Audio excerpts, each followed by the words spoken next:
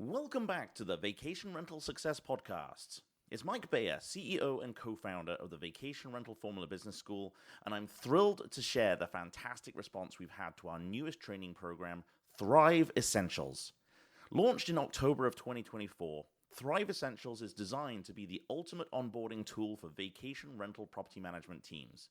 It's perfect for quickly bringing new hires up to speed, cutting down on training time, and ensuring they have the essential knowledge to thrive in their new role. With Thrive Essentials, your team members gain the foundational skills they need to be effective contributors faster, building confidence, loyalty, and job satisfaction right from the start. The feedback from property managers and HR teams has been overwhelmingly positive. Many are saying they wish they had had access to this program years ago.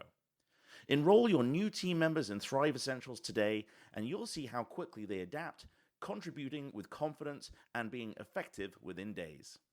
For more details, visit the link in the show notes or head to vacationrentalformula.com to see how Thrive can transform your team. Now, let's get into today's episode.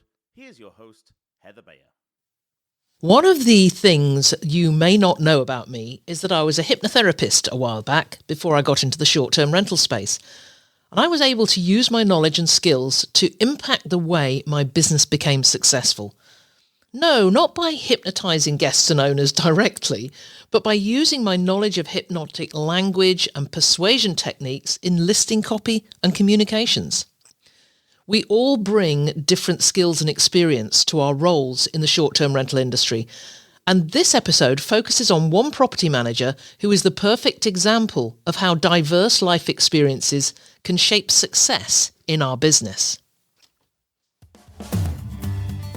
This is the Vacation Rental Success Podcast, keeping you up to date with news, views, information and resources on this rapidly changing short-term rental business.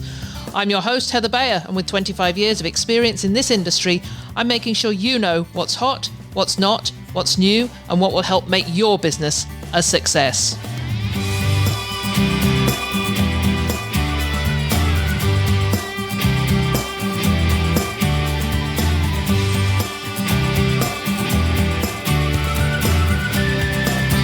Well, hello and welcome to another episode of the Vacation Rental Success Podcast. This is your host, Heather Bayer, and as ever, I am super excited to be back with you once again. Today, we're talking about how our life experiences can bring a massive impact to how we show up in our vacation rental business. Over the years, I've talked to managers and hosts and always asked them about their journey into the industry. Robin Cragen and his wife Heather applied the customer service skills they honed from years in their sailing charter business to their very successful Moving Mountains brand. Andy Medic brought real estate acumen to Sea Change Vacation Rentals, where he built a solid portfolio of rental homes. And it's not necessarily related skills that make a difference. In my time as a property manager, my experience as a hypnotherapist and counsellor became foundational for the way we crafted listings using hypnotic language and the way we were able to relate with different types of owners, understanding their motives and goals. So in this episode, I'm talking to a property manager who combines her prior experience in hospitality with her spiritual journey and focus on mindfulness to create memorable experiences and to make everyone who comes into contact with her and her business to feel valued. Valerie Gangas is the founder of Juniper Holiday Home, a thriving vacation rental and property management company with a distinct twist. And Valerie's journey is a perfect example of how those diverse life experiences and skills can shape success in our business. We're going to explore how Valerie's varied background from her childhood in the family restaurant business to becoming a sought-after spiritual coach, an entrepreneur and author has given her a fresh perspective on the vacation rental industry. We'll discuss how intuition and long-term vision and a deep commitment to hospitality has driven her success. And we'll look at why creating magic for guests and focusing on a strong company culture can make all the difference in a competitive market. So let's go on over to my interview with Valerie and learn more about this.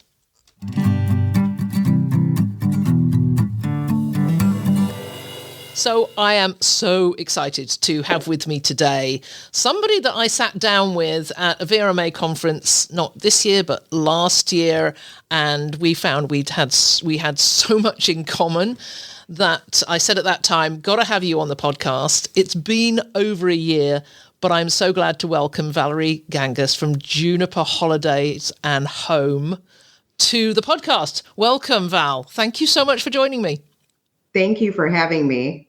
It's an absolute pleasure to finally get you here and to explore all sorts of things. We actually had this discussion before we started recording, and this conversation may go off on a different tangent, but we will see. We will see. For those of you who aren't familiar with Val, could you tell us how you got into this business? It's a question I ask everybody that comes on the podcast, because this is that pivotal moment, when you decide that this is the business you want to be in. And it usually comes from something that has been experienced in the past and it just drove you into it. Is that what happened to you?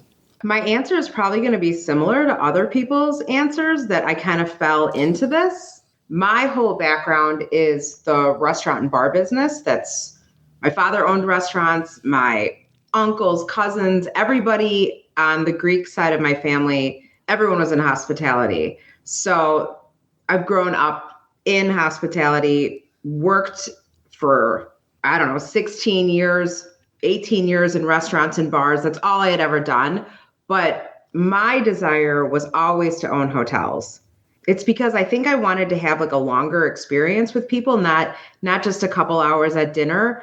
And also I was very fascinated with the idea of like creating beautiful spaces where people would stay, going downstairs to a lounge, and also to have dinner, like everything happening in one spot. So back when I was younger, there was no vacation rental company. I mean, that wasn't like a thing for me. So I got into real estate in 2006 while running some of my family's restaurants. And I liked real estate. I liked the idea of, picking out a good spot and then what could I build there? And it kind of fascinated me. So as time went on, we sold all the restaurants. I got out of that business. I took 2 years off to work for a foundation doing something totally different. And then I got back into real estate, but knowing I wanted to be back in hospitality. So it was actually during COVID that I bought 3 homes in Vail and 11 homes in Southwest Michigan. It was over that year, and designed the homes the way I wanted and started renting them out myself and really like learning the business, brought on, a housekeeper, maintenance guy, and just like working every aspect of the business. And then very organically, people started contacting me to buy my homes and then keep me on to manage the property. And so I kept saying, no, I don't want to work with the public. I'm just going to do this myself. But it became pretty clear that there was a strong need for someone to be able to manage these homes and manage them really well and at a luxury level. And that's what I wanted. So I sold the first home, kept it on as I was the property manager. It was very easy for me. Sold the next one, no problem again, and then pulled the trigger and sold all of them in 2 months, started the business. And I went from those 11 homes to 80 homes in 2 years and started a company. It just kind of snowballed once I made up my mind. It just, I don't know, it just happened. Like somehow I ended up here. So I didn't plan on it, but I followed the signs, and then, well, here I am. Yeah, but it doesn't just happen, though, does it? It just feels to you like it happens. But if you dissect it all, and I didn't know that you'd had that real estate background. I knew about the hospitality and the restaurants. And just got to ask you that, did you meet Will Gadara at the Women's Summit at the Dom last year? Yeah, I didn't personally meet him, but I was sitting at like one of the first tables right in front of him. And I had already read the book and really had recommended it a lot. I was very, very, very impressed by him. Yeah, yeah. Was what he was saying, because it sounds like, your experience in restaurants, and I know you had that experience of different types of restaurants, of fast food restaurants, of more high end as well. Did what he was saying and what was in Unreasonable Hospitality resonate with you in terms of how you saw hospitality when you were coming up through that restaurant business?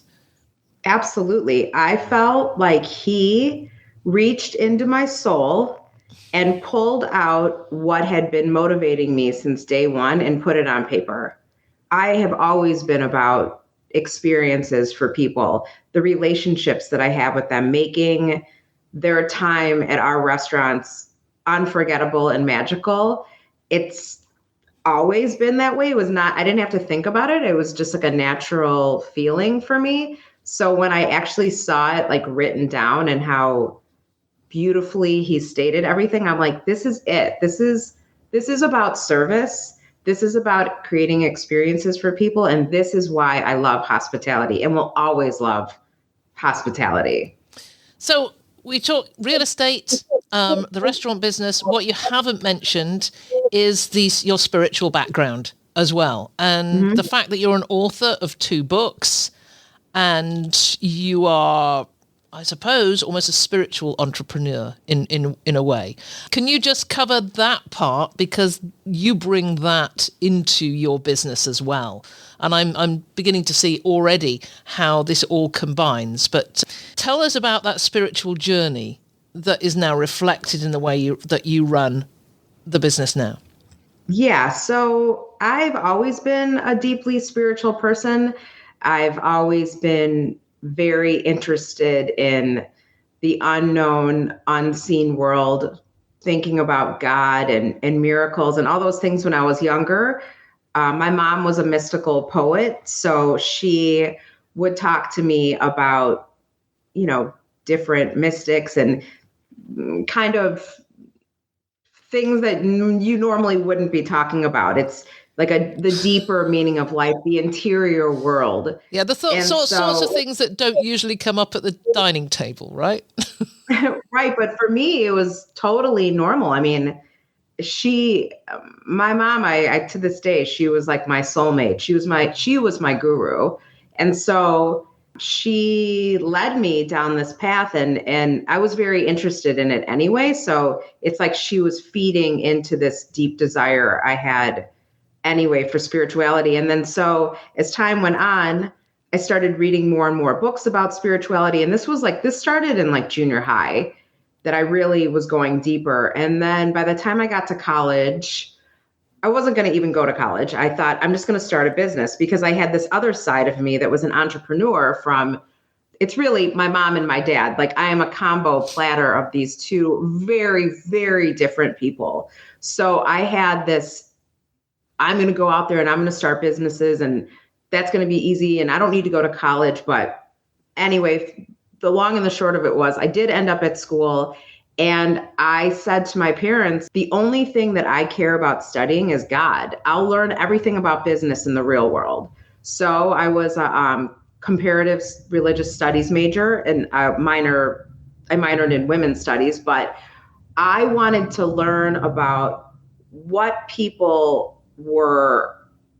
was faith to people around the world, how that shaped their culture, how that shaped their lives. It was like such a deep subject for me. And honestly, back then, I thought I just had to study like organized religion, because I didn't know where else to find this deep level of spirituality that I was looking for. But really, for me, it all hit home after my mom died and I learned transcendental meditation. After the first meditation, the lights came on and I never, ever was the same person again. That's when everything changed. And it was no longer about studying these theories and ideas. I became that. The door had opened. And so I just kept walking right into my destiny after that. My spiritual growth and evolution, it became my everything. You worked with Oprah, right? For 2 years, I worked with Oprah and all of her employees in the Chicago office. I I worked specifically for the David Lynch Foundation. It's a foundation that brings transcendental meditation to different schools, to vets, and different organizations and businesses. So I ended up in a medical school. I started speaking all over the country about meditation in higher states of consciousness, was in marketing firms, trading firms. I ended up in all these businesses because people started realizing like, this is very good for my employees and for my business as a whole. And that's why Oprah did that. She introduced TM into her Los Angeles, New York, and Chicago offices for all of her employees. That is amazing. And the reason I wanted to explore all this, because, we're talking about bringing all those experiences and skills and knowledge that you had into what you're doing now. So let's just turn it around a bit. And I've heard you say that you see your business as an opportunity to create magic in people's lives, which is going beyond simply providing accommodation by crafting meaningful experiences. So what is that magic, and how have you been able to make those transformations? So I'm bringing you now back into current times and within Juniper Holiday and Home. Mm-hmm. So at least for myself, the way I live, I see everything as energy. So I feel energy from people that I deal with, through the website, through my employees. Like, it's all a flow of energy to me. It's how I make decisions all day long. It's a yes or a no inside of me. It's beyond intuition. I think it's deeply connected to my nervous system.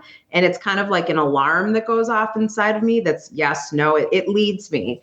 So I made all of my decisions for this company through that inner compass, down to the photos that I use on the website, the gifts, how they're placed in the homes, the music that's playing when the guests walk in, how our guest services interact with the guests. Like, it's a flow of energy through the whole team interacting with all these guests. And I mean, then to take it a step further, I haven't been doing this lately, but when I started, I was working with an energy worker, and I would have her clear the energy in all these homes on a regular basis, because it's, again, that unseen thing that I can feel very clearly. And I knew in a way that it would influence the experience that people were having in the homes.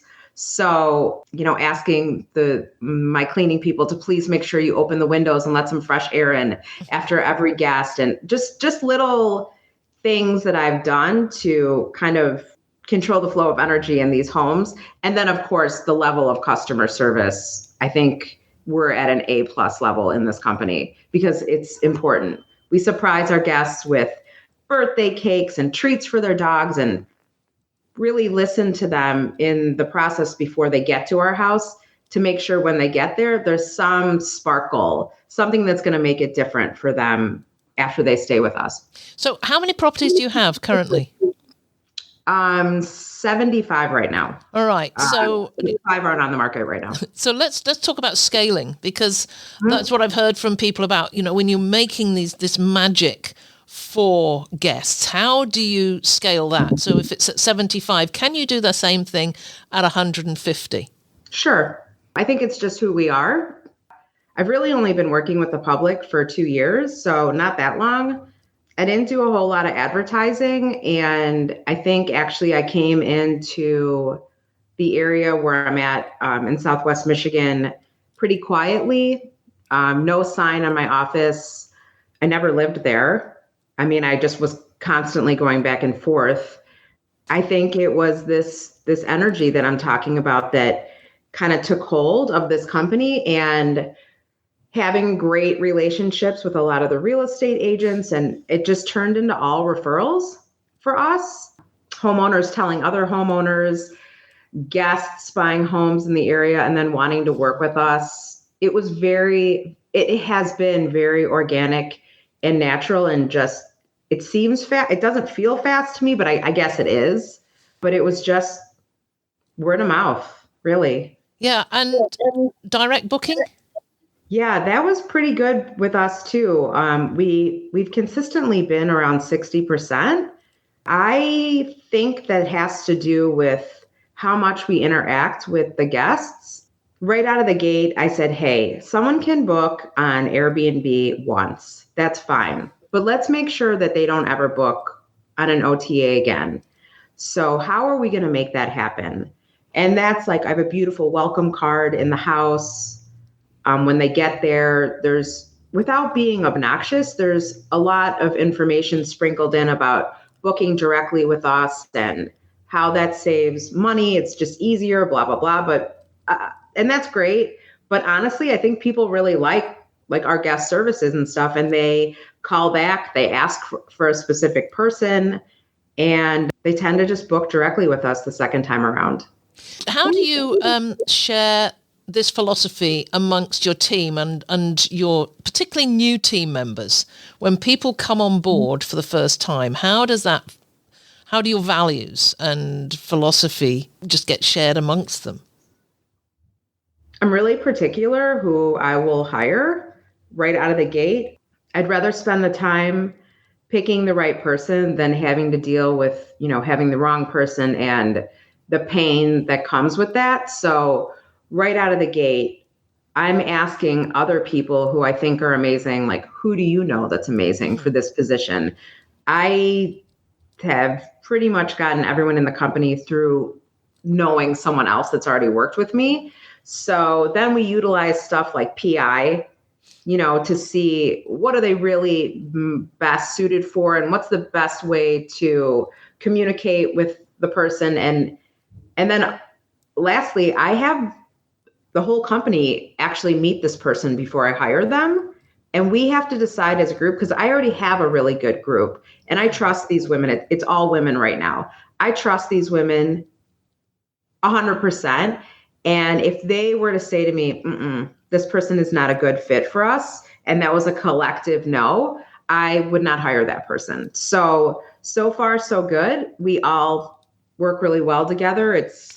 There's a nice flow. I don't know how far I can take this as we grow, but that's been my method up to this point. I read somewhere that and I'm trying to find in my notes where I'd written it down about remote workers. And you have a particular way of working with remote staff that makes them feel that they're really part of the team. And I think that is such an amazing thing to be able to do, because it is difficult to work with people remotely. Yeah, I think that was one of my largest challenges because, again, I was used to having my staff at the restaurant. We'd all eat before the shift would start at night. All of our meetings were in person.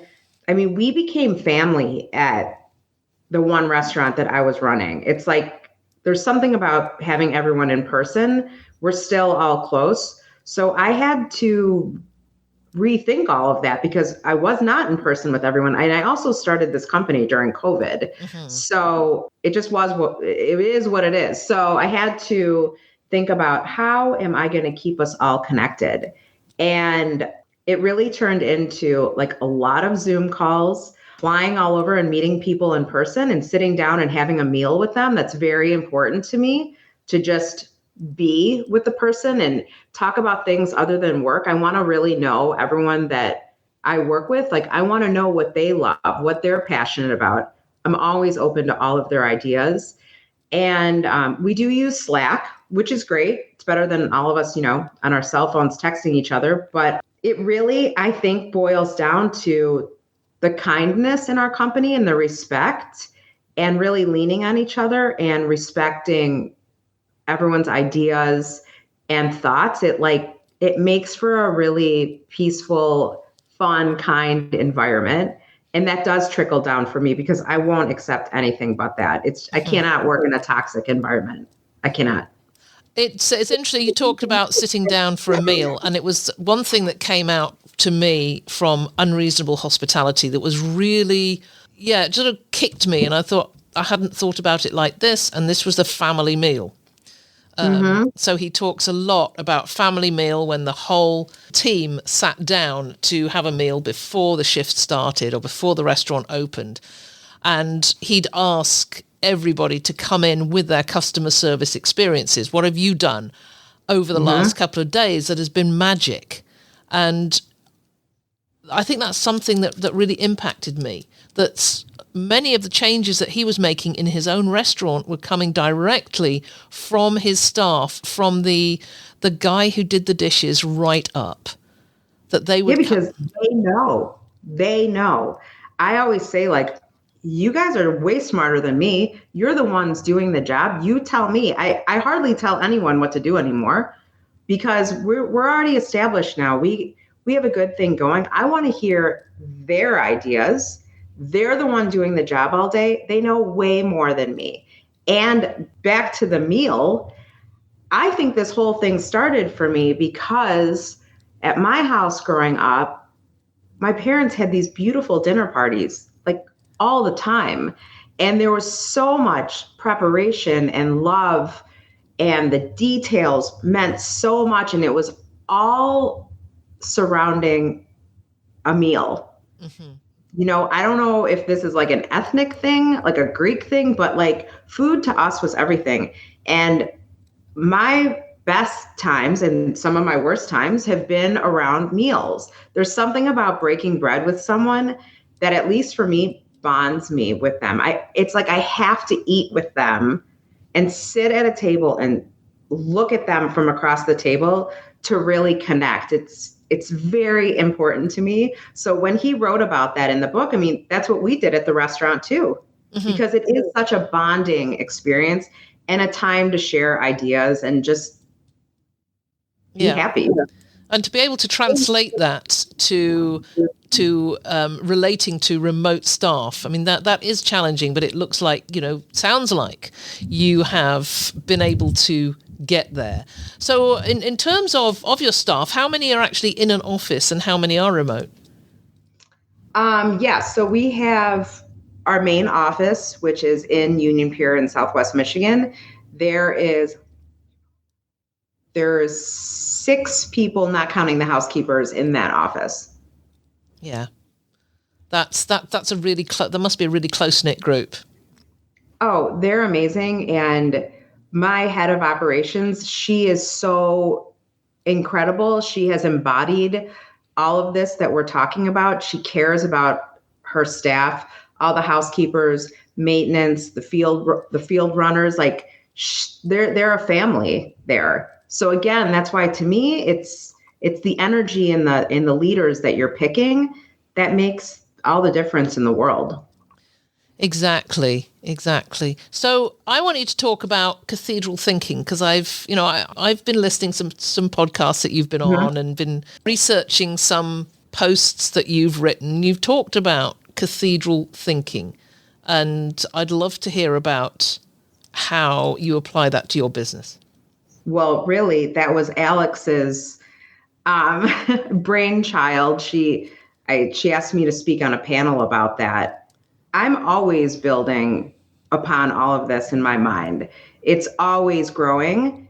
I'm always thinking of other businesses, how we can make things better. What is this brand going to look like? That was so important to me from day one, setting the stage for the vibe of Juniper. That's why I cared so much about the website, what our houses looked like, who the photographer was.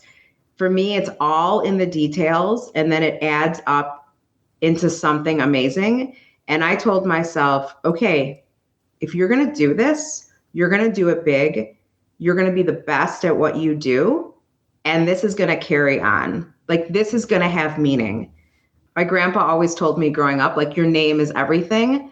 And so I've really felt that way with this company. So I set out from day one to make sure that Juniper has legs, it's respected, and it grows and maybe gets passed on. So when you're thinking that widely, you're implementing some long-term strategies and you make decisions that might not yield immediate results, but they're contributing to the company's lasting success. That's what I hear from that. How do you bring that to your team and to the other stakeholders, guests and owners, to get them understanding what those long-term strategies might be? I mean, I always explain, like, this is a long game. So if we have a new idea and it's going to take us a while to implement it, it's really like, again, building on the whole brand. And yes, it might take a year. Yes, it's not going to be automatic. It's not like just a hit, but that's okay, because everything that we've done, it just keeps building on itself. It's such a natural progression. So I don't see things in terms of time. Mm-hmm. I see things in terms of like, is this going to improve the whole situation? Is it going to make it even stronger, better? It's like, who cares about time? Time's going to pass, and eventually it'll just be here. And then you're just growing.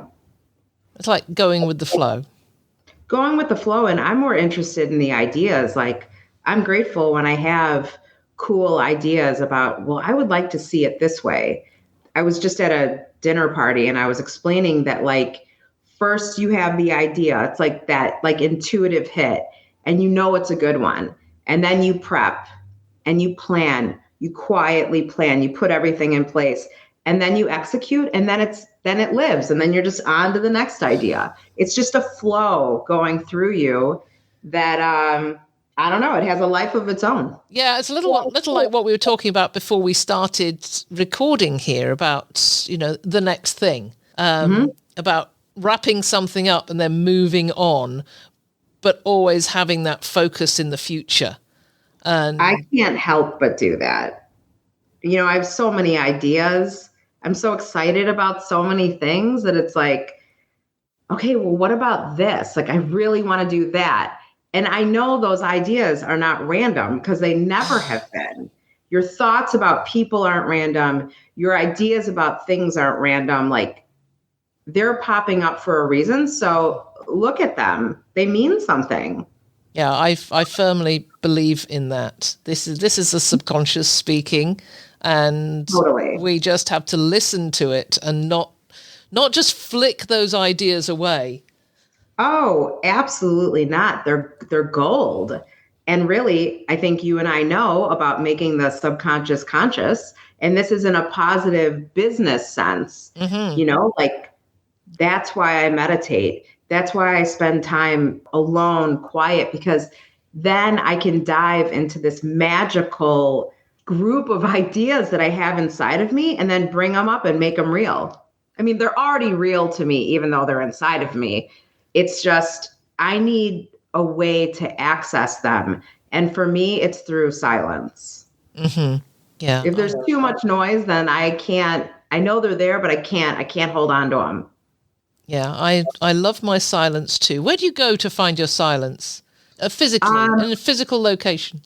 I mean, I love being in nature. It makes me really happy. But I think because I've meditated so much, I could really close my eyes anywhere and dip into that silence. So I've meditated all over the place. I always say, like, I've been in a cab in Manhattan or, airplanes. It doesn't matter to me now. Until I sold my house couple weeks, 3-4 weeks ago, whatever it's been. I lived in a town that the majority of the town meditates, and they have these giant, they're like domes where you can go in there with tons of people at the same time twice a day and meditate. So, like, those places are steeped in silence, and this town is steeped in silence. So I always say it's been good for me to come here, write books, start companies, because again, I'm dipping into that well through silence with my ideas. That town sounds awesome. It's totally awesome. Yeah, and I'm not going to ask you to share where it is either. It's just a little town in Iowa. It's so random, but it's filled with the most magical people. And there's places like that, around Santa Fe is a nice magical town. I kind of like being around other spiritual people. Yeah. Yes, I've been to places like that where you feel that the energy is there all around you, and you can just tap into that just by walking down a street. That's right. I like that. It's kind of exciting to me. And then you bring that into everything that you do all day. Yeah, exactly. Let's just step back into the practicalities again, Okay. because you talked about your homes and the little touches, the unique touches that you add to them that makes them feel really special and not just like any other vacation home. And I know, I mean, I scroll through LinkedIn and there's people on LinkedIn that are posting photos of homes, which to me don't feel like, if I looked at that, I think, oh, yeah, you wouldn't find me dead in a place like that. It's cookie cutter, even with the murals or whatever, it just doesn't feel right. What do you do to make your places feel magical and right? I think part of the secret sauce was from day one. I found an incredible designer in the area, and she worked with me on all of my homes, even the ones in Colorado. And I knew she had the magic. Her eye is like incredible, and this again was over many meals, talking about details and how she saw things, and I knew that she was my person. I knew immediately when I met her, but diving deeper into her mind, I knew that she could bring that into the homes. So since day one, I worked with her and have thoroughly enjoyed going over all the details with her. And then as I started working with the public, you'd be surprised how many people feel very overwhelmed by this process, like when they buy a new home or just like even opening up their home as a vacation rental. So I would say the majority of my homeowners have used her to decorate their homes or even smaller projects. And so again, finding the right person and then her energy spilling over into these homes, it's been everything. Just looking through your website and looking at different properties shows exactly those that reflects that somebody has been and taken care of these homes in a very special way, just like you're talking about. It's important. It's very apparent just from the placement of pictures on a wall to the types of rugs and floor coverings. It all matters. Yeah, it seems nothing's left to chance here at all. No, and honestly, we've turned down a fair amount of people that, just maybe aren't right for us or aren't interested in investing anything to make their home ready for our types of guests. So that's another thing. I don't think you should be nervous to say no to people. It's the same with your life. It's like, say yes to the right people and say no to the people that aren't right for you. And that will serve you. I remember as a property manager in the early days, and it was more of a, whoever's coming my way offering their property, I'm taking it because I'm going to build up that inventory. It didn't take long to appreciate that really wasn't the best way forward. And, but I think it's, it's to some property managers, it is a luxury to be able to turn down a new property. I mean, to me, it was the owners. It was more the owners were the most important. No, it's huge. Didn't get that vibe from the owner. I know, because you're going to suffer. You are going to suffer. I don't want to suffer. And I think you have to have some faith. Listen, this business is really hard. And you are going to feel the pain. You're going to have months where you're like, oh my God, can I pay my bills? Like, it's going to get really hairy. But I think, again, like in business and in life, you cannot be desperate. You have to know who you are. You have to stick to this vision and trust that it is going to work out, and it will. But it almost feels like little tests or something. And when I've ignored that, it's not good. It doesn't work out. And actually, it takes you back a couple steps instead of moving you forward. So as soon as I said, no, I'm gonna roll the dice. And sometimes I'm going to say no to people if they're really not right. That really changed everything, I think, for us. And the team also was like, oh my God, are you really saying no to that house? And it's like, yeah, the owner is horrible and they're going to be really cruel to you and they're going to take up 90% of your time. And they're too precious for that. It's just not how I roll. I remember we took on a property. It was a designer property. It was built by the architect who owned it. So it was just phenomenal. Probably the best property we had ever had come to us. And we got the bad vibes from the owners at the very outset, but we didn't listen to those vibes. I know, it's hard. It's really confusing. And we did take it on, and it was our top performer for 2 years. Oh, okay, cool. And then we said no, thank you. Because it was too much? It was the owners became too much to handle. And I think I was on a panel with Brooke Fouts last year at Verma, and we were talking about the mistakes we made. You know, it was from Vacation Rental Secrets, and I know you were a contributor to Vacation Rental Secrets with your 10 mistakes as well. And one of my biggest mistakes was taking on a property because I fell in love with the property, but not the owners. And it's just another learning experience. Yeah, it's like, again, I don't want like bad energy around me, anyone that works with me. It's like all the girls know, like, if you have to fire someone, you don't have to ask me. You just fire them. Like, we will not accept it. And it's really set the stage for a lot of good things happening. Yeah, I mean, it certainly did for us when we took that leap and we said, okay, no, it's about relationships and it's about the team as well. You know, if we ever had a member of our team come to us and say, you know, I had this call with this owner and she was really rude. It's like, oh, well, that's it. There are no second chances.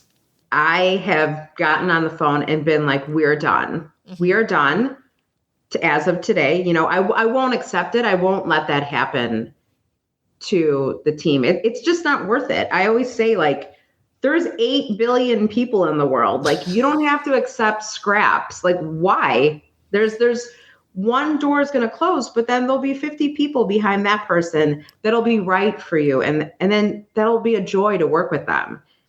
You can't have that scarcity mentality in your business. It's just not healthy or productive. You have to believe in what you're doing and know that you're helping these people as much as they're helping you. It's like, we're lucky to have each other. And coming from that angle, I don't want someone that's going to come in and be abusive. Yeah, I think that's what turned the corner for us, where we finally said, hey, you know, we are good for you. It's not just you being good for us. You know, we're helping you. And I think we started, and I think a lot of people do start with that mentality that, you know, we've got to grab on to anything we can, and we are at the mercy of the owner. And you see this in Facebook groups, and people are commenting about their owners, and like, well, just fire them.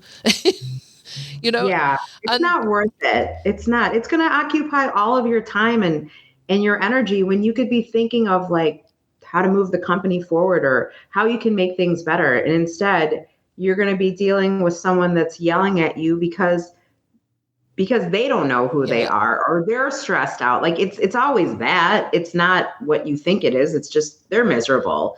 So thank you, but no thank you. Yeah, I learned that years ago from Sarah Bradford. There was a podcast that she and Tim did, and it was about 12 things to how to create boundaries with your owners, basically. And I learned so much from that one episode within my business. And one of the things she said was, don't take shit from your owners. Seriously. And speaking of Sarah, I mean, I think the reason that I was able to pull this together the way that I did and start having some success and momentum, it's because I worked with Sarah. I mean, I was talking to her sometimes 3 days a week, and she helped me in every aspect of my business, like learn how to do it right. Mm-hmm. She understood my vision. She totally accepted me for who I was. It's like we could see each other, and she just kept building me up. Now do this, now do that. And it's like, I owe her so much because she transformed the way that I did all of this. Because it was very overwhelming at the beginning. And I was on a retreat and I remember saying like, I need to work one-on-one with someone. Like I need a mentor. That's how I work. And Matt Landau introduced me to her, and there are no words to explain how much I love her and how grateful I am to her. A very, very special person. Absolutely. She is amazing. Let's talk about community, because you also value the sense of community that you've built up. How do you create that? How do you get out and work with the community in such a way is that you bring value to each other? Are we talking about local, like all the vacation rental? Yeah, I'm talking about sort of more local communities. You know, what would you do and go out and connect with businesses in the area? Yeah. So again, like, I think naturally, like I love people. I've always been really social. I love meeting new people, going to parties, dinners. Like I'm just an extrovert. So as far as where we are in Michigan, you know, I just started meeting all sorts of people and then meeting a group of friends that then introduced me to all of their friends and different business owners. So really it was through socializing that I met a ton of people. And then I wanted to incorporate some of the amazing businesses in my area into my business. So like I found the best coffee probably I've ever had in my life. And so now I always have Red Arrow roasters in all of our homes. And I promote her because she is amazing and the coffee is amazing. And I know when I'm staying at, you know, a short-term rental, like I want to wake up and have an awesome cup of coffee. So bringing that in. And then all my favorite restaurants, local businesses, we have beautiful guidebooks that we talk about the restaurants, like things that you should order, things that we love, you know, really like making it a little bit more personal. And then of course, like the concierge service and all the different places that people ask about, like we have our favorites because we have a really strong relationship with all these people in the area and like we know what's good. So it's kind of like just started off as a social thing and then it turned into really probably giving them all a lot of business. Yeah, and I'm sure it goes back the other way as well. For sure. Like I can't believe how cool everybody has been and how many referrals we get and people saying like Juniper is the best. You need to work with them. It's like, it makes me want to cry. Like, I can't believe it. But then I also turn around and say like, this is the best place to go get a cheese board, or this is the best place to go get donuts, you know, because I just know because now I met everybody in the area. I had a long discussion the other day with Travis Wilburn from the 100 Collection, and I know that you are part of the 100 Collection too.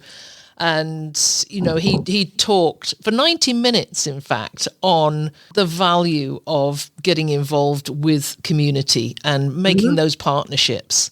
And so I love how you talk about that because it does seem like it is such an integral part of what you do.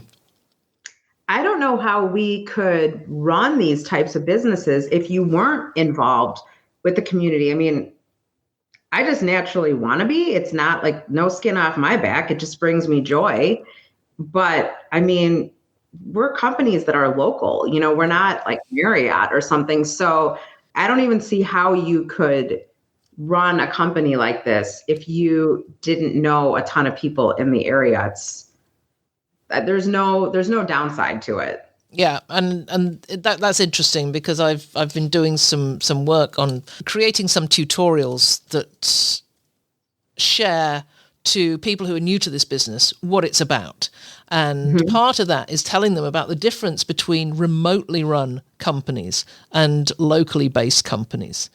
And it was going into that research and I'm thinking, however do these remote companies that have no clue about a location, how can they be as successful as a local company where the boots on the ground know the businesses, know what they're recommending, and support each other? I mean, we're about to go into some new markets and immediately, like right out of the gate, I was like, okay, well, I'm just going to move there.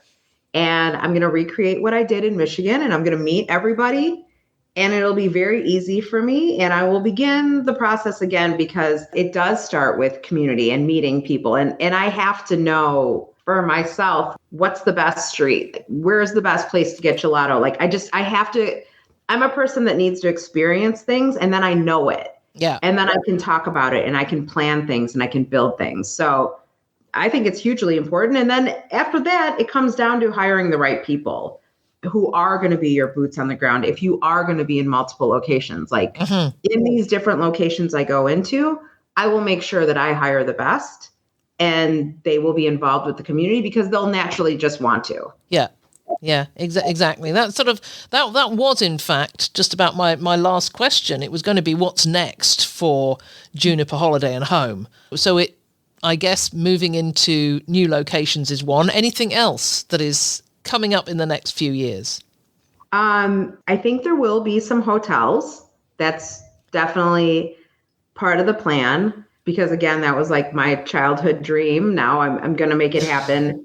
And I think some really important partnerships are going to happen that are really going to change everything for us. And that's really what's next for me. That is fabulous. And we'll look forward to hearing what those things are, I'm sure, as we go into the future. Thanks. This has been such a great session, Valerie, and I'm so glad that you had the time to come and talk to me about this. We've done some wide-ranging stuff. I know we could have talked more and more about a whole load of other things, but maybe that's for another time. I have a whole laundry list for you that's waiting in the parking lot that we're going to need to discuss. Okay, well, for now, I just want to thank you for joining me. It's been such a pleasure. I did have a list of questions. I think I might have looked at one of them. It's always great to have these free-flowing conversations, and I feel that's how this worked out, and I'm sure people will find huge value from it. Thanks, Heather.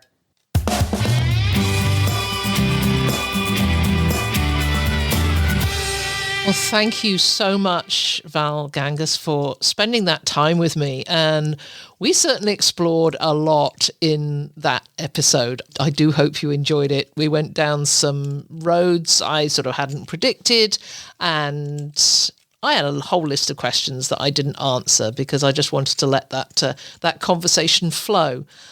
Go and take a look at Juniper Holiday and Home.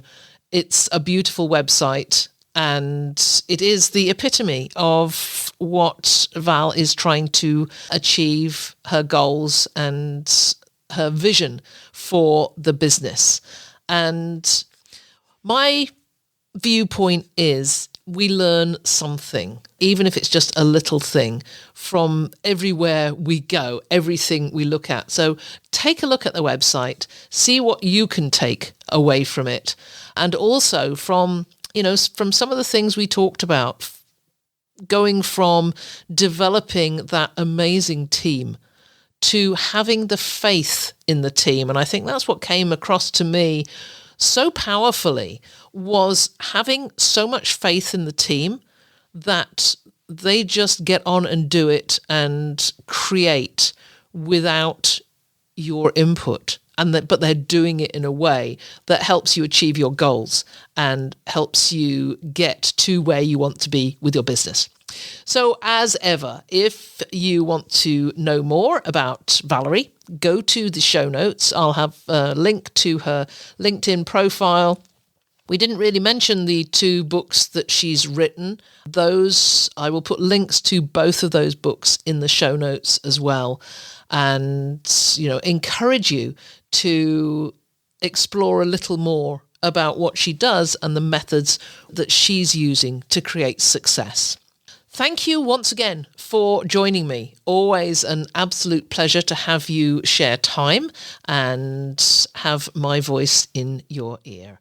As I've said before, if you've got any ideas of who you'd like me to have on the show or to interview, please let me know. You can email me at heather@vacationrentalformula.com and I will reply to you. So that's it from me for another week. I look forward to being with you again next time. It's been a pleasure as ever being with you. If there's anything you'd like to comment on, then join the conversation on the show notes for the episode at vacationrentalformula.com. We'd love to hear from you.